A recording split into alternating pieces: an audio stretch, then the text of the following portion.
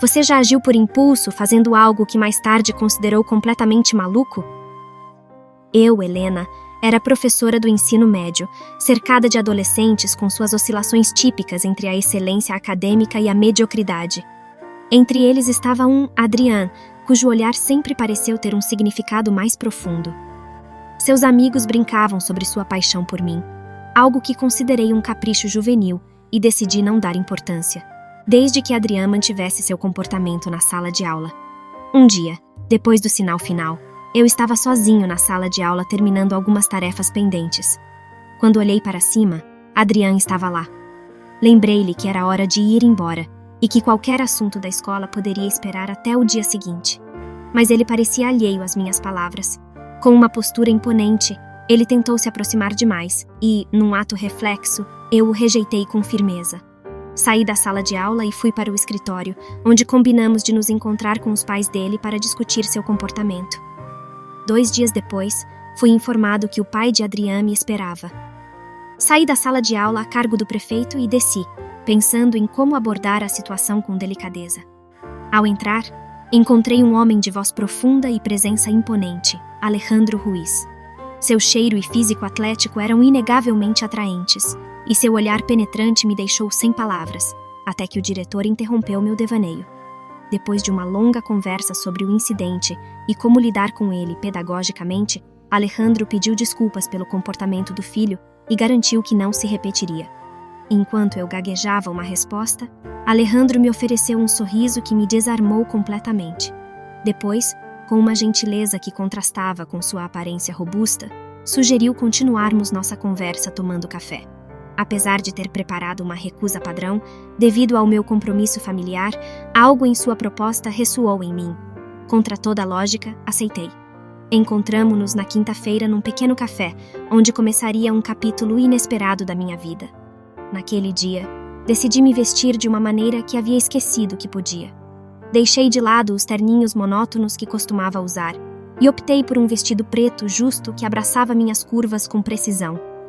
Apesar de me cobrir com uma jaqueta grande para esconder, era evidente que todos na escola notaram a mudança. Caminhando em direção ao café, os olhares que captei na rua encheram-me de uma satisfação confessável. Fiquei animado, embora não entendesse completamente o porquê. Eu não esperava nada em particular, apenas a chance de não perder aquele homem impressionante que conheci. Quando você chegou ao café, ele estava lá, vestindo uma camisa que delineava cada músculo de seu torso, seus antebraços fortes e cheios de veias, prometendo um abraço que você nunca iria querer largar. Cumprimentamo-nos e pedimos café, mas os primeiros minutos foram marcados por um silêncio constrangedor. Eu não sabia o que falar e, como foi ele quem me convidou, esperava que ele iniciasse a conversa. O que aconteceu a seguir vai deixar você sem fôlego, então fique até o final e inscreva-se para descobrir. Por fim, Alejandro quebrou o gelo ao falar sobre sua vida. Ele era viúvo e agora cuidava de seu filho Adrian, um menino impulsivo, mas de bom coração. A tarde decorreu entre anedotas e histórias partilhadas, e embora evitasse mencionar que era casada, a ligação entre nós crescia a cada palavra trocada. À medida que a conversa fluía, uma parte de mim lutava com a ideia de revelar meu estado civil.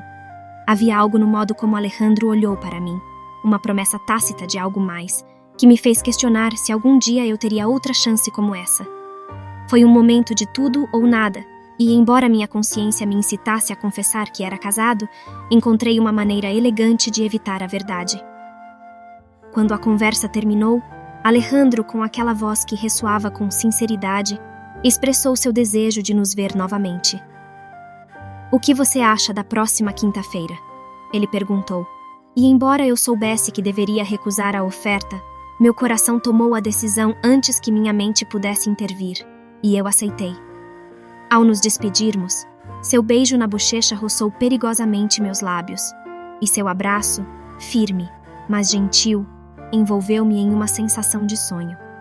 Seu peito pressionado contra o meu, que se debatia em um decote ousado, e quando ele me perguntou se eu estava nervoso, devido às batidas aceleradas do meu coração, mal consegui murmurar que ele estava bem e que nos veríamos na quinta-feira, sem falhar.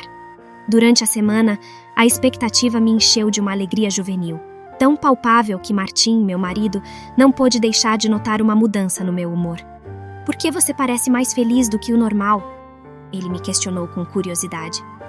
Com a habilidade de quem já jogou esse jogo, neguei qualquer mudança e garanti que estava tudo bem, que o amava e todas as outras coisas que você espera dizer. Mesmo naquela noite, compartilhamos um momento de intimidade.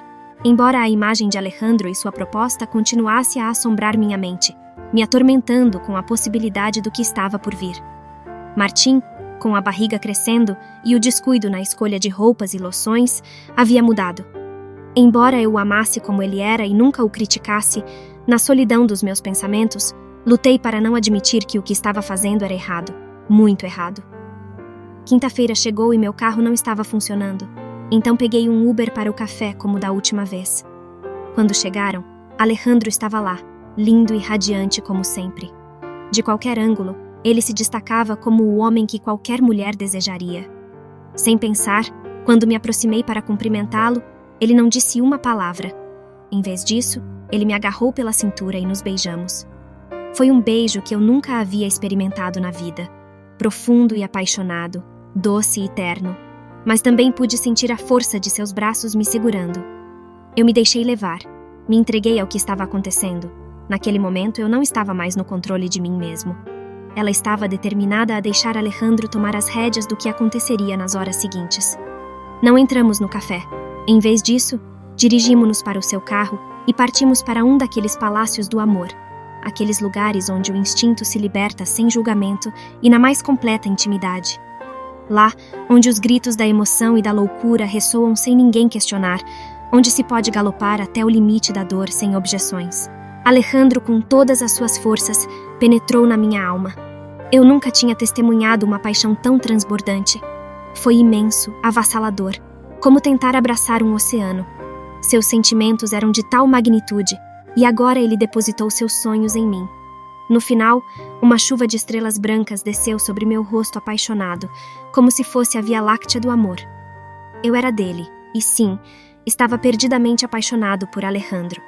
Essa loucura nos levou a nos ver todas as quintas-feiras, e em pouco tempo, nossos encontros se estendiam para segundas, terças, quintas e às vezes até sextas-feiras. Nos finais de semana, em casa, eu me distraía. Ele não prestava atenção a jogos ou reuniões sociais. Minha mente vagou pelo universo de Alejandro, revivendo como seu amor me alimentava, lembrando de sua maneira de abrir todas as portas que se apresentavam, passando por elas com coragem e vigor. Nunca tinha vivido algo assim com ninguém, nem mesmo com Martin. Mas algo iria acontecer que daria uma reviravolta dramática a esta história. Um dia, depois da aula, Adrian se aproximou da minha mesa de maneira muito desconfiada. Olhei para ele esperando que ele me contasse o que tinha para me contar, mas ele não disse nada, apenas pegou o celular e me mostrou algumas coisas. Vídeos. Meu rosto congelou. Vários desses vídeos eram de Alejandro, e eu nos beijando na rua com paixão excessiva. Em outro vídeo foi visto claramente quando entramos no carro, e outros nos capturaram entrando naqueles templos proibidos do desejo momentâneo. Como esperado, fiquei completamente sem palavras. Aqueles vídeos se tornaram a arma perfeita para Adrian me chantagear, e eu não estava errado. Era óbvio que ele estava se preparando para me chantagear. Esse jovem imprudente me disse com grande confiança que tinha o número do meu marido. Sua proposta para que esses vídeos não chegassem às mãos de Martin foi que ele fizesse com ele o mesmo que fez com seu pai. Adrian continuou com suas ameaças. Vou mandar para a mãe dele, para a sogra e para toda a família, disse o jovem. E também direi a todos que, na verdade, foi você quem quis me beijar, e com esses vídeos todos vão acreditar em mim, concluiu Adrian. Ele saiu da sala e eu fiquei perdida em pensamentos sem saber o que fazer. E a primeira coisa que me ocorreu foi falar com Alejandro para lhe contar o que seu filho tinha em mente fazer, mas parei. Se Adrian me ver fazendo isso, ele imediatamente enviará os vídeos para minha família, e isso destruirá minha vida. Naquele momento, eu estava me odiando totalmente. Eu não deveria ter saído com aquele homem. Deveria ter deixado os conselheiros cuidarem do caso de Adrian, mas era tarde demais para arrependimentos. Antes de continuar, não esqueça de se inscrever no canal para não perder nenhuma novidade. Agora vamos continuar. No dia seguinte, no final da aula, Adrian entrou na sala, aproximou-se da minha mesa para me perguntar o que eu havia decidido. Eu disse a ele que não poderia fazer o que ele me pediu, que ele era muito jovem e era um crime, que ele não deveria insistir, que deveria haver alguma maneira de consertar as coisas. Ele não gostou nada disso e chegou muito perto do meu rosto. Senti sua respiração. Tentei ficar indiferente. Não consegui demonstrar nenhum sinal de fraqueza. Com o rosto colado ao meu, ele me disse em voz baixa: "Vou arruinar a vida dele. Ninguém me rejeita." Tive que conter minha raiva sem pensar. Agarrei-o pelos cabelos.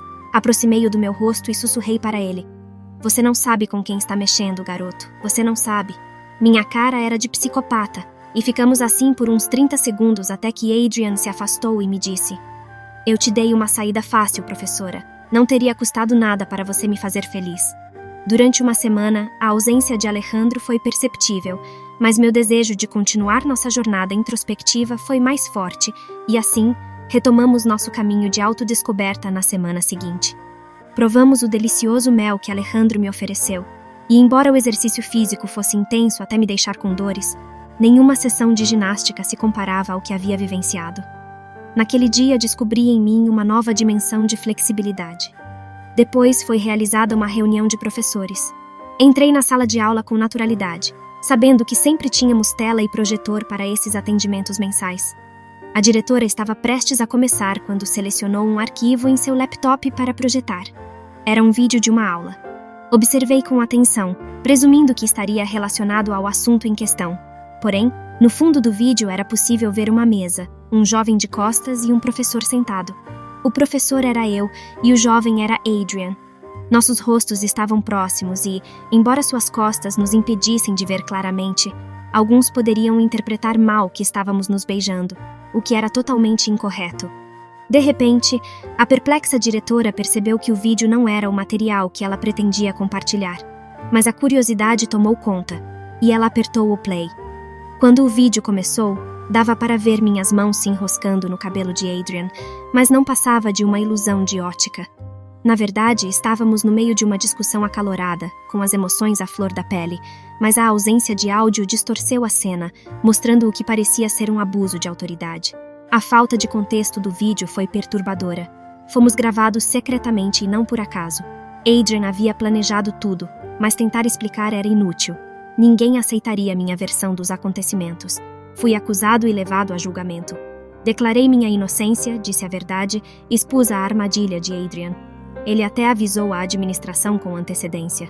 As investigações das autoridades inocentaram-me, mas mesmo assim fui acusado de ameaças, que ameaçaram a minha carreira. Como resultado, perdi Alejandro, mas o que mais doeu foi a perda da honra e do respeito da minha família. Martim me proibiu de ver meu filho. Perdi tudo ao sucumbir ao doce veneno do amor proibido. Não sei o que você pensa, mas meu conselho é cuidar do que você tem antes que um erro irreversível lhe custe tudo. Esta é a minha história. Você já se viu em uma situação semelhante, incompreendido por causa do contexto errado? Como você superou isso e que lição isso deixou para você? Comente sua experiência. Temos interesse em conhecê-la. Se essa história te tocou de alguma forma, curta e se inscreva para receber mais conteúdos que te façam refletir e sentir.